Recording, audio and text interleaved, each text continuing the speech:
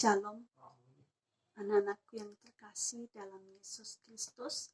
Salam jumpa lagi dengan Ibu dalam renungan singkat kepada kita pada saat ini. Dan biarlah firman Tuhan ini senantiasa menjadi berkat bagi anak-anak dan juga kepada kita semua. Baik, sebagai nats renungan kita terambil dari Titus pasal yang kedua ayatnya yang ke-7. Demikian firman Tuhan, dan jadikanlah dirimu sendiri suatu teladan dalam berbuat baik. Hendaklah engkau jujur dan sungguh-sungguh dalam pengajaranmu. Nah, anak-anakku yang terkasih dalam Yesus Kristus, Ibu memberikan satu tema kepada kita, yaitu menjadi teladan dalam perkataan. Ya, sekali lagi, menjadi teladan dalam perkataan. Nah, kalau kita melihat di dalam kamus, ya, apa itu teladan? Menurut kamus, menjadi teladan itu memiliki arti yang baik untuk ditiru. Sesuatu yang patut ditiru atau dicontohi oleh orang lain dalam setiap perkataan kita ataupun dalam setiap perbuatan kita, dalam kelakuan kita, dalam sifat kita, dan tindakan kita, dan lain sebagainya. Mengapa keteladanan itu sangat penting? Di dalam Titus, nats yang kita bacakan, ayatnya yang kedua, pasal kedua ayat ke-7 ini, dia mengatakan di sini, jadilah teladan. Mengapa? Ya, dia mengatakan kepada kita, jadilah teladan. Karena dunia saat ini sangat membutuhkan keteladanan. Ya, seseorang yang patut ditiru. Seseorang yang harus dicontohi di dalam hidupnya. Ya. Seseorang yang patut ditiru, dijadikan panutan dan panutan. Kenapa? Karena sekarang ini banyak yang tidak bisa menjadi teladan dalam hidup bagi sesama. Kebanyakan orang menunjukkan sisi keburukan daripada kebaikan di dalam dirinya. Ya, sehingga tidak perlu bisa dicontoh atau diteladani oleh orang lain. Contohnya seperti apa?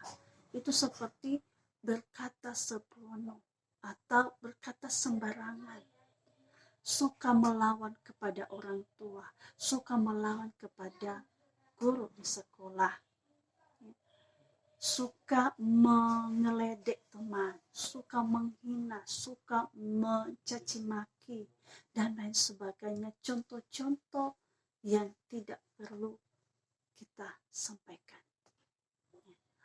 Nah, itu semua perbuatan yang tidak benar, baik di hadapan manusia, bahkan di hadapan Allah. Nah, tetapi di sini melalui nats diajarkan kepada kita supaya kita menjadikan diri kita sendiri sebagai teladan. Di mana kita harus menjadi teladan, bukan hanya menjadi teladan dalam setiap perkataan, tetapi di dalam setiap tingkah laku kita, dalam setiap perbuatan kita, kelakuan kita, sifat kita, tutur kata kita harus menjadi teladan. Makanya kita ini sebagai orang percaya harus berhati-hati dalam setiap perbuatan, tindakan, bahkan tutur kata kita. Kenapa? Karena setiap tutur kata kita ataupun tindakan kita itu ya, berpengaruh kepada orang lain atau lingkungan kita. Karena setiap perkataan kita itu akan memberikan berkat dan kutukan. Setiap tindakan kita akan memberikan kebaikan dan keburukan. Makanya kita sebagai anak-anak Tuhan harus hati-hati. Ya, hati-hati. Kita berpikir sebelum kita berkata-kata. Kita berpikir sebelum kita melakukan segala sesuatu. Ya, jadi kita di sini harus bijak. Kita harus berhati-hati di dalam setiap tindakan kita, apapun itu. Karena setiap perbuatan kita akan mempengaruhi orang lain. Baik itu kebaikan maupun keburukan. Kita harus tahu, anak-anak, bahwa tutur kata yang baik menunjukkan kedewasaan iman kita. Apa yang keluar dari mulut kita itu mencerminkan dari hati. Kalau hati kita baik, akan keluar kata-kata yang baik. Begitu juga sebaliknya. Kalau hati kita buruk, akan menghasilkan perkataan yang buruk. Demikian juga dengan tindakan, sifat, kelakuan kita. Dan satu hal yang pasti yang harus kita tahu, bahwa kita ini adalah ciptaan baru yang telah ditebus dengan darah yang mahal. Karena itu kita harus menjadi teladan dalam setiap tindakan kita, dalam tutur kata kita, dalam sifat kita. Setiap kata sia-sia itu yang kita ucapkan atau perbuatan kita yang sia-sia yang kita lakukan, kita harus menanggungnya pada hari penghakiman. Jadi anak-anak, jika kita mau yang terbaik dalam hidup kita, jika kita mau menjadi teladan yang harus dicontohi oleh orang lain, yang harus diteladani oleh orang lain, mari kita meneladani Yesus Kristus di dalam setiap pikiran, perkataan, tindakan. Kita harus meneladani Kristus dalam hidup kita.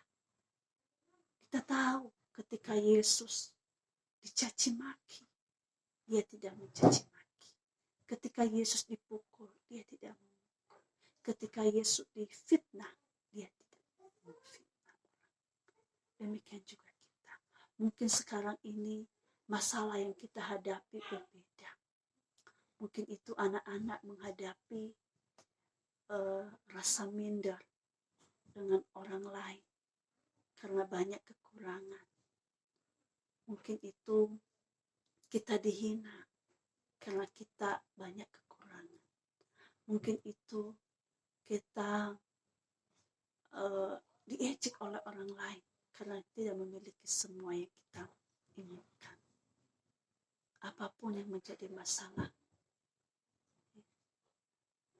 jangan melakukan tindakan yang tidak baik.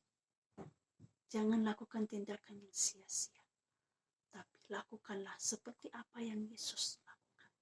Teladanilah Yesus. Maka engkau akan menjadi teladan bagi sesama. Demikian saja renungan kita. Tuhan Yesus